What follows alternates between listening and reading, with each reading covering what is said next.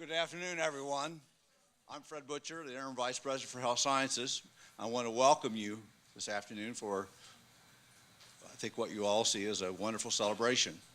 Scott Rembick will be speaking after me, and he'll have a lot to say about a lot of special guests that are in the audience today.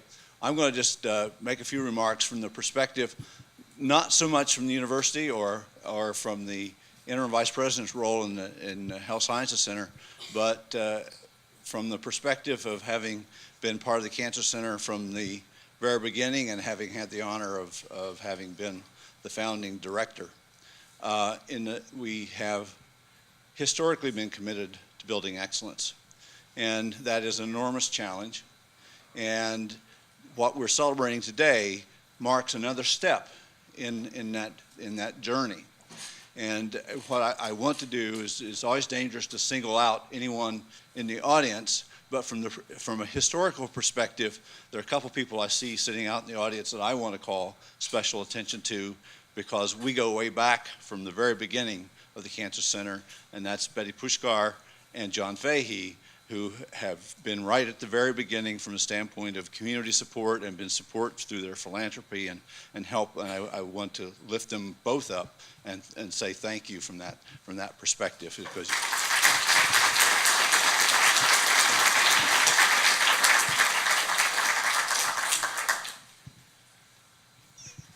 this is also a very special honor to Jame. And really, when we talk about excellence, Jame represents that excellence, and that's why the honor is being bestowed on him today. And so, Jame, congratulations. And I'm now going to turn the microphone over to Scott Rembick. And in doing this, I want to say to the audience as to how proud I am to have been able to turn over the reins to someone like Scott Rembick with his credentials.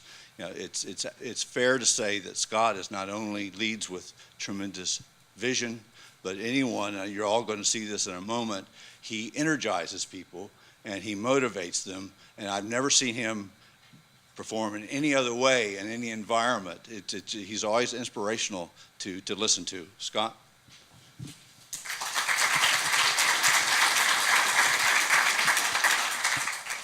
Thank you, Fred. So this is a special day, and it's just terrific to have Dr. Abraham's family here, and Joe and Ben and your family, and our colleagues and his friends in the Health Sciences Center to join us today. And we've come full circle, Joe and Ben, so this is really, we want to impress upon you what the gift that the Statlers have given to the Cancer Center has made an impact. We've launched Bonnie's Bus, and I'll come back to that, which is so far ahead of schedule, it's really incredible. We've installed the Statler chair, and maybe we can ask Mike Rupert to stand up in the back. Dr. Rupert has joined us from UAB. And today we come full circle, and we're going to install Jame as the Wilson Distinguished Professor. We've leveraged funds from their gift to the state for $2.5 million. It's enabling us to recruit new scientists that are on their way or in the midst of coming here.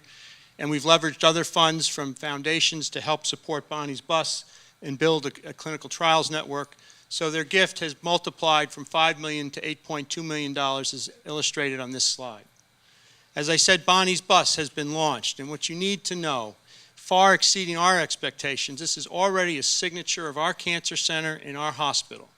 It has served now 175 women have been screened. 12 of them have had need for diagnostic follow-up that we're identifying. And by the end of its first road trip this season, on the road, if you will, we're anticipating we will have screened 430 women, and we will have been in more than half the counties of West Virginia, as you see on this map. And we have a dedicated group, and it's the vision of Jo and her wish in honoring her mother to really provide access to diagnostic mammography services. And the bus is really much more than that. So Jo and Ben, your gift has really had a tremendous impact on this cancer center and this institution, and we're very, very grateful for that. Now, the rest of the day and evening is in honor of our colleague, Dr. Abraham. And I will give this to your wife. I have some samples of letters and things that we've drafted. And we've gotten these at various levels. I want to thank Honora for that. But you're going to see, I think, with James' presentation, what his colleagues think about him. The folks that train him, that have trained him, and also the folks that he has trained. Dr. Al-Mubarak, who's joined our faculty, he treats everyone with respect no matter how important they are. You will always see him smiling, and after talking to him for a few minutes, you will feel like you have known him for years. He once told me, when I am in the clinic, I focus all my attention on the patient I am seeing, no matter how busy I am or how many other tasks I need to take care of. My priority now is this patient, and that, in a nutshell, capsulizes the focus and just the dedication of Dr. Abraham to his profession. Some colleagues who are currently in our section, he has demonstrated not only to me but to all the fellows how to be a complete physician. Over the last 5.5 years, I've always knew that I was blessed to have been mentored by such an impressive leader. And his former mentor at NCI, Dr. Allegra, wrote, "From the very beginning, it was clear to me that Dr. Abraham was an extraordinarily talented and very special individual, the consummate doctor and the very pinnacle of clinical care." And that's what you're going to hear today. And it's also a testament that his other mentor, maybe Dr. Foho would stand up for us, has joined us from NCI, who has made the trip from Baltimore, and that's very, very special.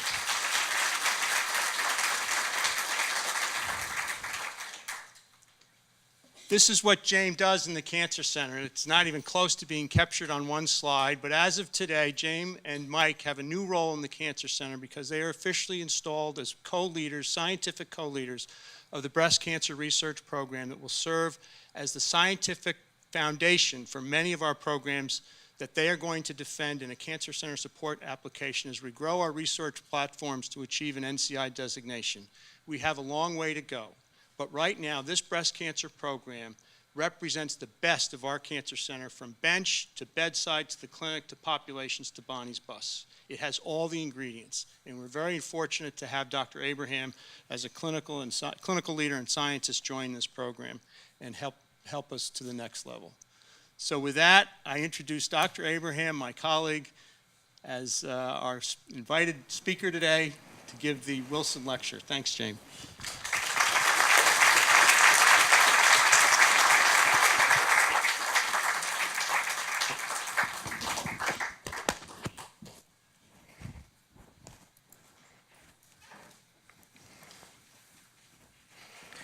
Good afternoon.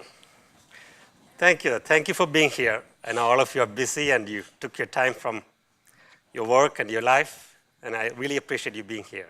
And it's an important moment for me, and it's an honor for me to be here. Thank you, Fred, and thank you, Scott, for the kind words. I don't hear this very often, but thank you. And Fred asked me, your wife is going to believe this?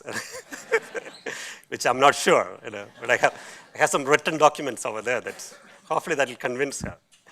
So I'm going to talk about what I learned from India, what I'm still learning here in West Virginia, about how to develop a patient-centered breast cancer. That's what I'm going to talk about. October 2007, Ben and Joe decided to give $25 million to West Virginia University. That actually created history. That's the largest gift ever given to WVU. And they decided to give $5 million of that money for breast cancer program. And that's because of Mrs. Bonnie Wilson, Joe's mother. And she was touched by cancer. She was touched by breast cancer. And she wants to make sure, Ben and Joe wants to make sure that the pain and suffering from breast cancer is reduced or lessened in the future. And I'm honored to be part of that mission. And my promise is that I'll work hard every day to make sure that goal is achieved. So I dedicate this talk to these two groups, my patients, and they are my real heroes, and the caregivers. And I'm sure some of you can recognize some of the patients here. Elaine, she had breast cancer. She's about 4 years survivor. Brenda, she's a brain tumor survivor and Dr. Altaha's patient. And then Lucy, that's Dr. Aubert's patient. And then Kristen Mascioli. So I'm going to talk about Kristen a little bit. I hope Kristen is here. She said she's coming in later. She's a teacher. She's actually from Morgantown. She's a teacher. She actually works in Kingwood. She was diagnosed with breast cancer early 2002 or so, on one side. And then soon after that, she was diagnosed with a stage 3 breast cancer on the other side. she had everything. She had mastectomy, she had surgery to remove the cancer, she had infection, she had reconstruction, she was in the hospital, and she comes to the clinic almost every day. But she always came with a big smile, and she had that confidence that I'm going to beat this cancer, and she did. Actually, she is, as you can see, almost 6 years breast cancer survivor. I saw her in the clinic 3 days back, and she's doing very well. And 2 years back, she actually took a trip to the Great Wall of China. And as you can see, the Great Wall of China is the symbol of human spirit. And as far as I'm concerned, the patients who fight chronic or major illness, they are the true symbol of human spirit. And I dedicate this presentation to my patients. And if there are any people who are touched by cancer, if they can stand up. Great. Thank you. Let's give them a big round of applause.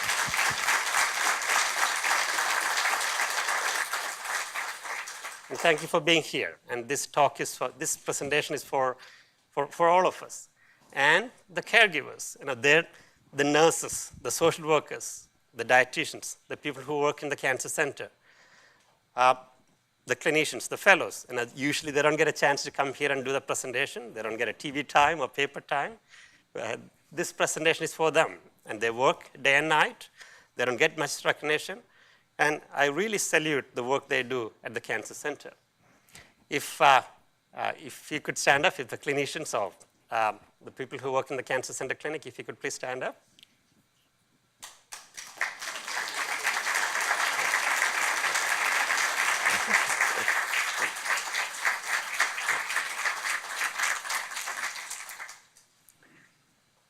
And Chris Mascioli just walked in.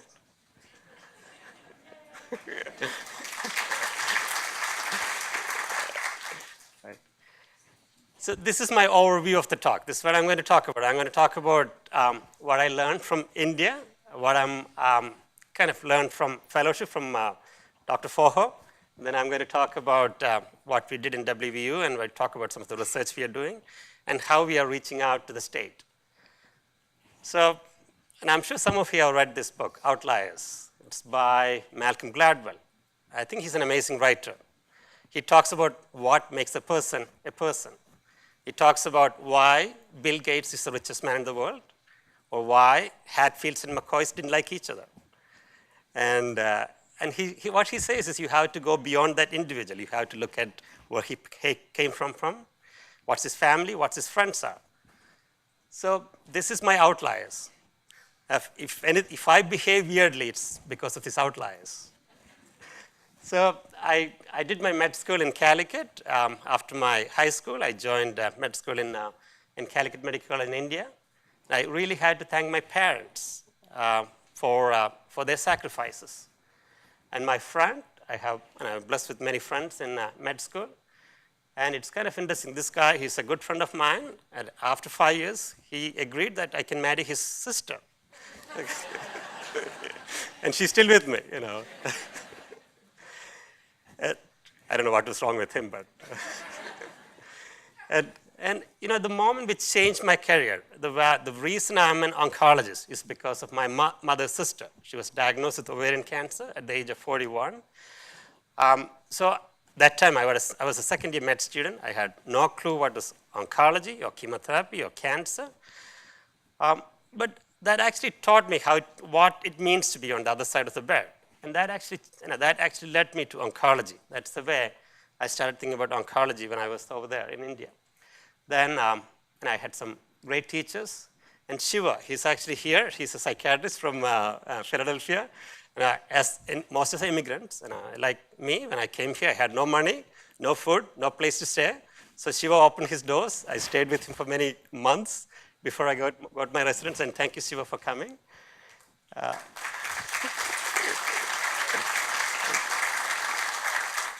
And then I joined University of Connecticut for my residency. Again, 94. I was lucky to marry Shaila. And actually, this evening, it belongs to her. With all the crazy things I do, with the long hours and everything what we do, I think all the credit goes to her. And I thank you. Thank you so much. And our son Abel was born in 97. He's 12 years old, but he thinks he's an adult. He's at St. Francis. He's a strong Mountaineer fan. Then 97, I joined NCI, and I was lucky to work with Tito. He's an amazing man. I'm going to talk about more about him later. He's an amazing man. You'll see that. Then our son, Adit, was born in 2000. He's 9 years old, but he's still a baby. He hasn't changed much. Then 2001, I came here, and I was really blessed to have some amazing mentors over here. Bruce McClymont, John Prescott, Jim Brick, Scott, my friend and mentor. And I'm really lucky that I'm here, and I'm being mentored by some amazing people. And breast cancer team, that's my extended family. That's where I spend all my day and night. And the faculty and fellows, I know all of you are here, and I really thank for them what they are being. And then the fellows across the country in different parts. And Anora, every day at 7:45, when I pull off my driveway, I had to call Anora and make sure what I should do that day. And she's my boss. And my family and friends. And I'm blessed with my brother-in-law lives here. And one of my brother-in-laws actually came for a meeting, and he's staying extra days to be part of this function. My uncle just traveled from Philadelphia and Savio and our dear cousins. They're right here. Pius and his family. He's a scientist at NIOSH.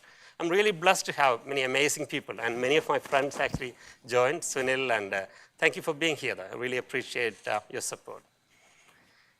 And my patients and my clinic. Sometimes my wife says she doesn't know which is more important. Is it my patients or is it my family? So my patients are so important for me, and that's what I am, and that's what me. So this is my home. This is where I'm from, a small state in India, Kerala. So this is Kerala. It's in the southwestern part. It's a tropical country. And you can see Afghanistan, China, India, Sri Lanka. It's very tropical. And this is kind of a view from my window. I showed this pictures to Shannon, and she was asking me, do you live in a jungle? Or no, I have a house. I do. I don't live on the treetop. Right. So this is what we see. We can see pepper, banana. I didn't make this up. This is nothing exotic. This is what you see. You can see banana tree, cashew nut, coconut. Actually, the name Kerala came from this. It's a land of coconut. That's what it says. Then mango. And as you know, I think Columbus was looking for this pepper, the spices, and eventually he ended up in some of the islands here. I'm sure he made the right choice. But he was looking for India. That's what happened. And actually, the first so-called white person landed in Kerala, the Vasco da Gama, actually 1498. He was looking for pepper. That's why he came to India. This is the so-called black gold of the time. All right, this is where I did my med school, Calicut Medical College. This is a large public school. It's a large school. We have about 2,000 beds. And when I say bed, don't think that we have 2,000 private rooms. We're talking about bed, like in a ward. And some of our real busy admission days, we may have only 25 beds, but we may admit 50 patients. And many of the patients will be lying on the floor, and we have to make rounds in between. That's one of the realities in a large public hospital. All right, so I'm going to move to what I learned from NCI during my fellowship. So this is NCI, this is National Cancer Institute. This is where our clinical science building, and this picture is taken in 2002, and that's actually 1 year after I left. And this building was just being completed. So it's not the building, as you know, NIH is the largest research institute in the world. It's not the building, it's the people who work over there actually makes the place. And Tito Fogo, look, see the young Tito Fogo standing here. He's a couple of years old. So he's an amazing man. He's an amazing scientist. You can see he's sitting in his lab. He's looking at one of his experiments. But he can do that at the same way he can look at a CT scan of a patient or a PET scan of a patient and talk to the patient. And that's the difference. And he's an amazing scientist. At the same time, he's an amazing doctor. And he is my friend and mentor. And thank you for making this long trip, Tito. So this is actually, I'm going to talk about some of the work I did with Dr. Fogo. This is, his expertise is so-called MDR, or multi-drug resistance. So let's just say Adit gets an ear infection. So he has a bad ear infection. I'm going to start him on an antibiotic. Let's just say I'm going to put him on amoxicillin. So what happens is, if you give him amoxicillin, it has to go to the cell and it has to start killing the bacteria. But sometimes the cell will say, okay, it's a foreign thing. It's a toxin. I need to pump this amoxicillin out of the cell. So I keep giving antibiotics to Adit, but his ear infection doesn't get better because it's being pumped out from the cell. So the same thing can happen if I give chemotherapy. If I give chemo, the cell will think, okay, it's a toxin I'm getting, so I need to pump it out because I need to protect the body. So it's a challenge when we use chemotherapy for our patients. So the question is, can we turn off this pump? And there are several medicines which we can use to turn off this pump. And one of the experiments we did, this is the scan. Dr. Morano can tell more about this. This is Sestamivir scan. And we gave Sestamivir to this patient. As soon as it got to the body, it just pumped out. The pump got activated. It just started pumping it out. So then we use a medicine to turn off the pump to keep the medicine within the cell. And after we used the pump, it started staying within the cell. You can see this is the liver, this is the bowel, this is the heart. So you can see it's staying within the liver. So now we know that how to turn off the pump and keep the toxin within the cell. So then the question is, can we use that to treat patients? So give chemotherapy and give a medicine to turn off the pump. So that's what we did. There is a pump, and we can use a medicine to turn off the pump, give the chemo, and keep the chemo within the cell for a long time. This is a CAT scan, taking a picture of the abdomen. So you can see this is the liver, this is the spine, this is the kidney. You can see a huge tumor in the liver. So a large tumor in the liver. You're giving chemotherapy with this pump blocker. You turn off the pump and keep the chemo within the cell. So you can see the tumor is almost gone. So you can cause tumor cell kill by turning off the pump. So that's one of, actually, it's Dr. Foger's work. He has been working on this for about 20 years or so. And that drug is being developed. Another work we did, some of the drugs are not exactly pumped out from the cell. And we can develop medicines which are not exactly pumped out from the cell. And so this is a drug, what we call as, it's a long name. So we did a phase 1 study. So phase 1 study means the first time it's being used in human beings. So the drug can be from anywhere. It could be from bark of a tree. It can be from a plant or somewhere. And then we actually use that for the first time in human beings. That's phase 1 study. So this is a new drug. And then we used in a patient. This is actually from one of his phase 2 studies. And it started shrinking the tumor. So this drug, our group was one of the first groups used this drug in human beings. Actually, there were only 5 centers who were doing the study, Memorial Sloan Kettering, and then I think in Albert Einstein, Dr. Marnie's group, and then MD Anderson and our group, Dr. Foger's group. So then, actually, October 16, 2007, that's a day before Ben and Joe decided to announce the gift for WVU, that the day before, actually, the drug was approved by FDA. And we were so excited because when you do phase 1 studies, many times, out of 100, you may get like 1 drug FDA approved. And I'm sure Scott can say more about that. So we were so excited that this drug was FDA approved in 2007, and now it's being used. And actually, we did some of the studies even here with this drug. So what did I do here in West Virginia? So that's what I'm going to talk about next. This is Bessie. Bessie is sitting right here, a friend of ours. And we met Bessie about almost 5 years. And she's part of our family for the last 5 years. She comes and sees us at least once or twice in the cancer center, once or twice per month. So, when a person gets this diagnosis of cancer, even now, the world can be a lonely place. And I'm sure all of us have a strong family, but it's really hard for another person to understand what it means to have cancer. So we started the Comprehensive Breast Cancer Program in October 2001. That's about 6 months after I came here. We had some of the concepts actually from Naval Hospital. Naval Hospital has been doing a comprehensive program. So and after I came here, started talking to different people, and people are really receptive in developing this program. So this is the comprehensive breast cancer program. To help Bessie, we're bringing a team together, and this is what we're doing. We have the Betty Pushkar Breast Care Center, pathology, and Dr. Grant is here, and we have nursing, and we have surgery. Dr. Hassett is here, clinical trials, radiation oncology, Dr. Young, and psychology, medical oncology, and genetic counseling. So we bring a group of people together to take care of this patient.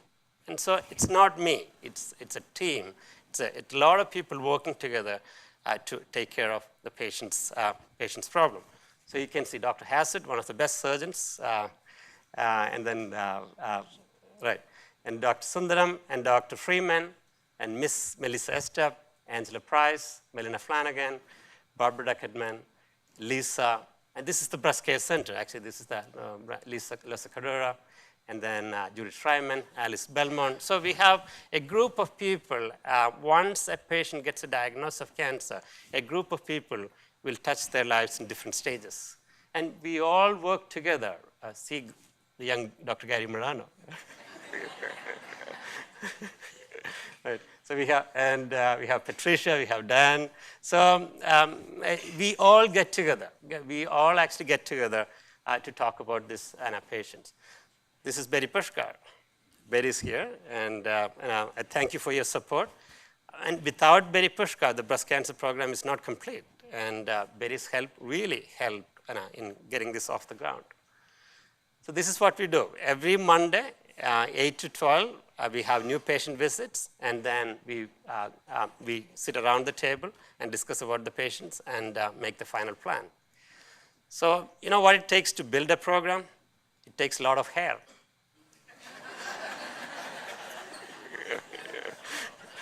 I'm sure my son is thinking, really, he had hair? Yes, he had hair. But it takes a lot of hair to build a program. So I'm going to move on to the chemo brain research. Literally, I stumbled upon research. That's what happened.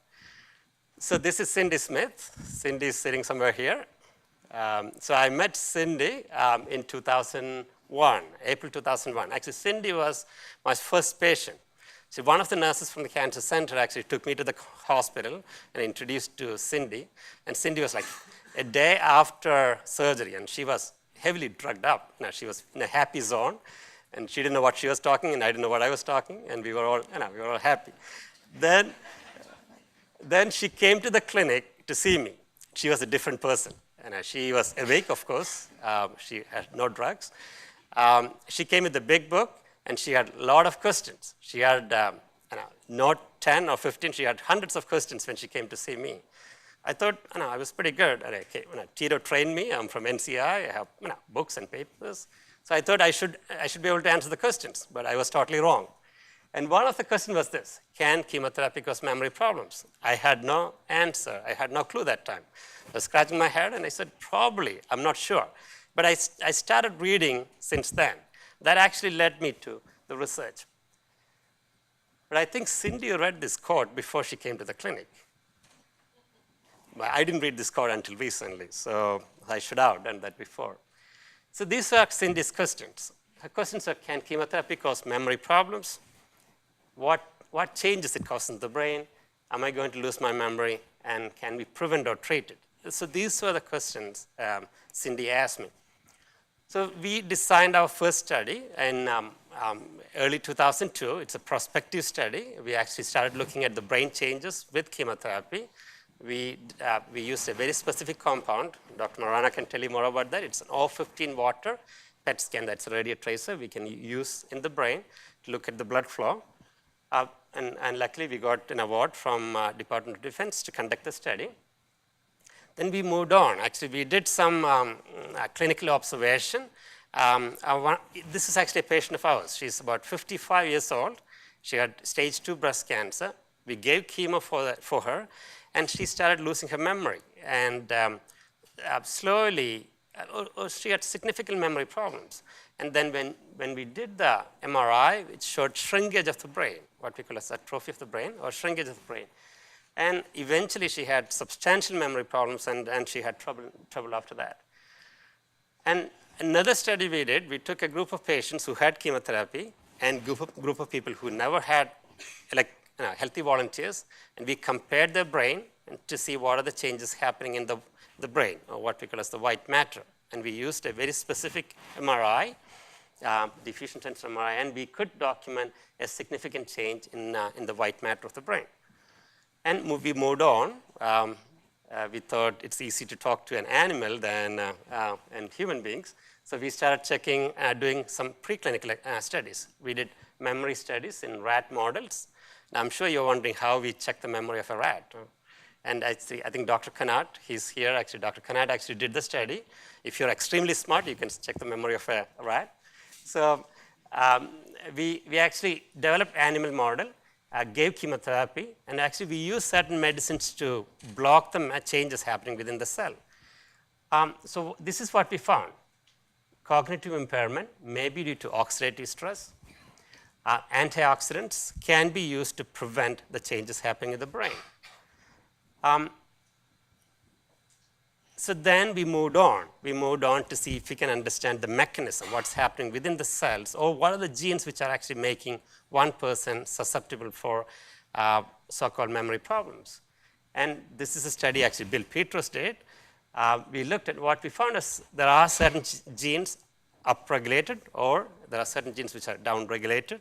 So we can, to some extent, we can have predictions of who will develop memory problems or not.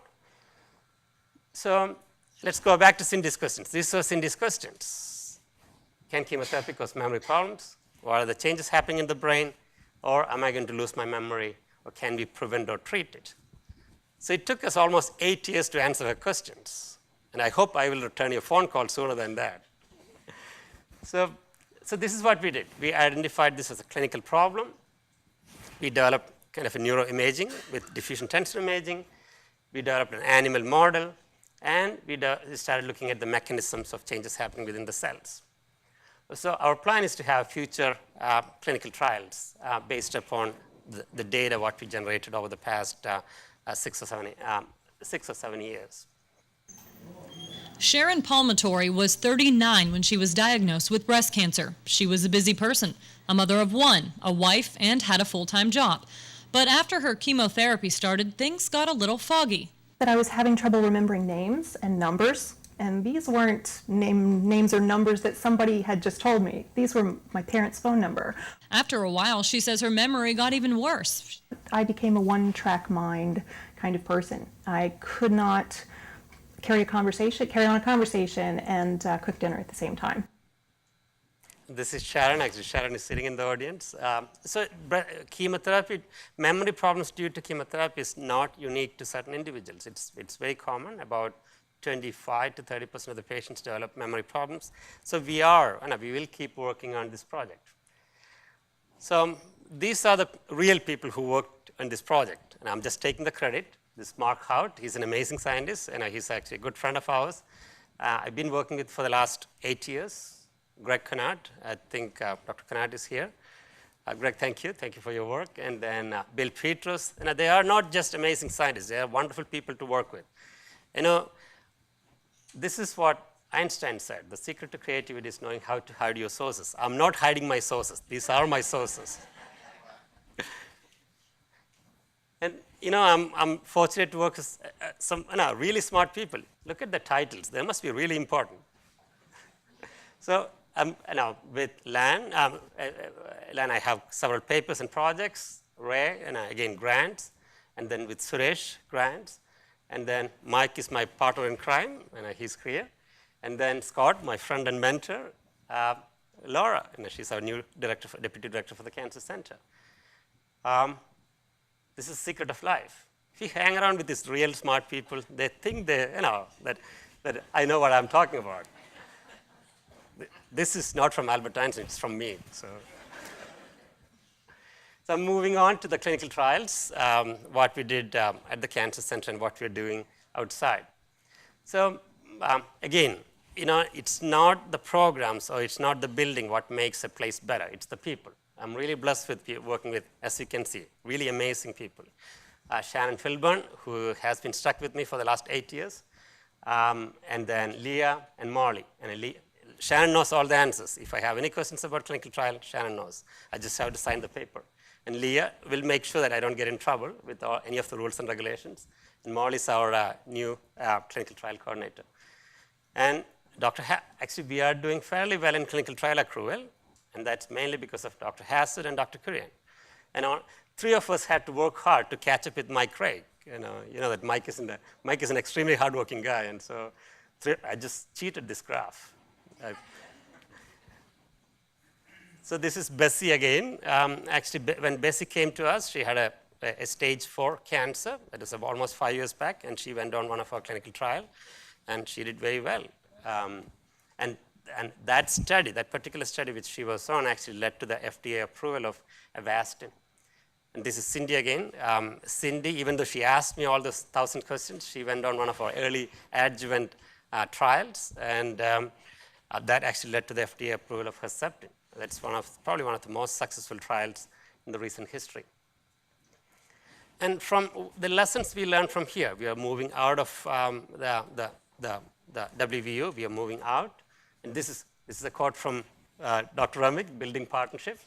So we are working with people around the state, Dr. Esar from Fairmont, John David Pollock, who's actually an NCI fellow, from Wheeling, and Jim Frame, actually Tito's colleague at the Naval Hospital, and actually they have books together. So we are all working together from people from different parts of the state in increasing clinical trial availability in different parts of the state.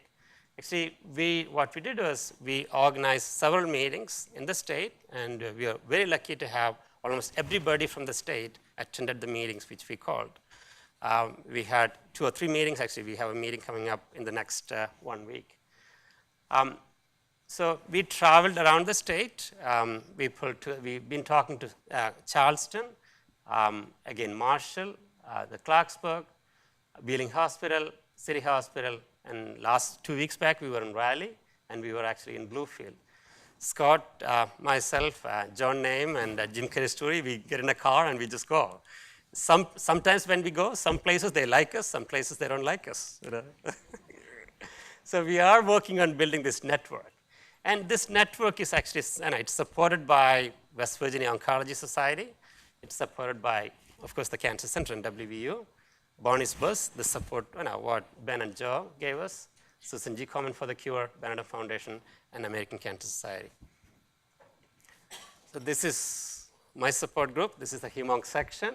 We have an amazing group of fellows and faculty members. And this is the breast cancer team. And as I said, we meet every Monday. 8 to 12, we have the clinic. 12 to 1, we have the clinic meeting. So over the past 8 years, I've been really blessed with strong support from the institution and from the UHA, Gary Morano, Jeff Neely, from the university, Fred, or Jim Brick, or John Prescott before. I've been really blessed, and from the hospital side, from Bruce McClymonds, so I've been really blessed with the support that I had, and that actually really enabled us to build the programs here, and even from the community, my friends, my family here. But I thank my wife, Shaila, and the Strong Mountaineer fans for their love and support, because they put up with me every day. I know it's not an easy thing.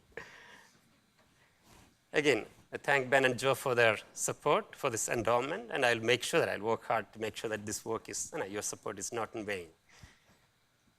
And this is Gwen Pennington. She's one of our patients. I'm sure many of you know her. If you talk to her, she had many difficulties, she won't be able to see. She had a stage 4 breast cancer, but she is the most positive person you can meet. She's upbeat. She's so upbeat about what's happening what's happening around her. So this is my prayer. May I never forget that the patient is a fellow creature in pain. May I consider him not merely as a vessel of disease. This is what I try to practice. This is what I try to teach my residents and the fellows and the med students.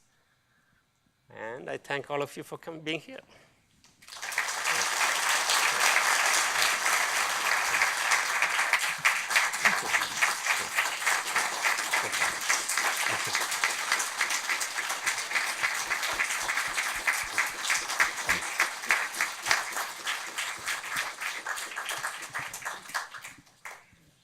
Thank you, everybody.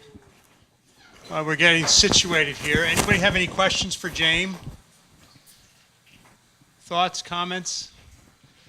Well, Ben and Joe, James' family, everybody, I think you can see that we've made a wise selection in making Jame our Wilson Distinguished Professor. And before we ask Dr. Butcher up, why don't we have Shyla and your son stand up, and let's give them a hand, please. And while you're still standing, let's have Dr. Abraham, the rest of his family, please stand up too. You guys have a wonderful family, and you have a wonderful colleague in your family and friend.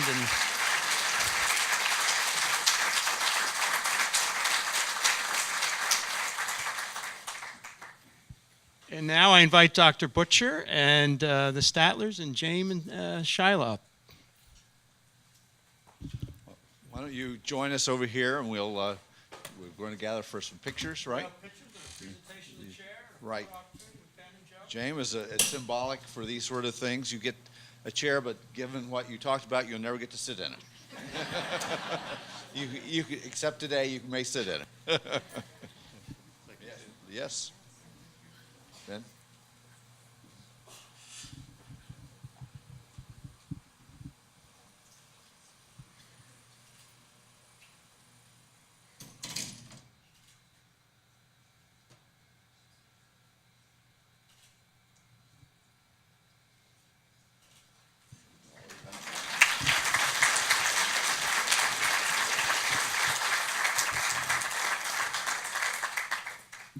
Thank you, Fred. So the rest of us, I think Jame and the Statlers might stay for some pictures, but we have a reception in the Commons area, so please join us. We have some refreshments. So everybody, let's go right around the corner, and we'll finish up with some pictures, and we'll get Dr. Abraham and his family and the Statlers in the Commons area. Thank you for coming. This was a terrific, terrific afternoon.